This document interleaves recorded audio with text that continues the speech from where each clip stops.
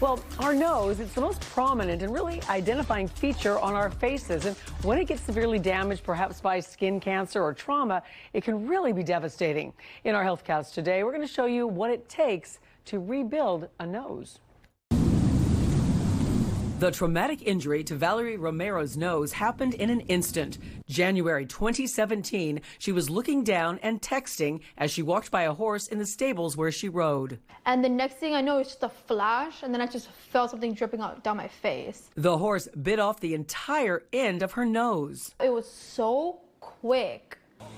To this day, I have no idea why. Stephanie Santos lost a large portion of her nose after undergoing surgery to remove skin cancer. I had basal cell carcinoma on my nose, so my Mohs surgeon suggested that I get a plastic surgeon involved. Both women turned to Aventura plastic surgeon Dr. Joshua Lampert, an expert in nasal reconstruction. The nose is something that you have to reconstruct all layers.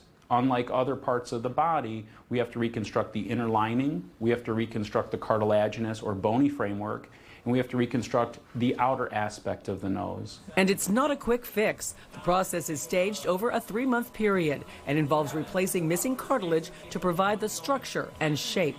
And one of the common places we'll get cartilage for nasal reconstruction is the ear. An incision can be placed behind the ear where it's well hidden. The other place is the rib. To replace missing tissue and skin, the doctor turns to the forehead. The closest match we have to skin on the nose is skin on our forehead. Blood supply to the graft comes from an artery and a vein in the forehead by creating a flap that covers the nose.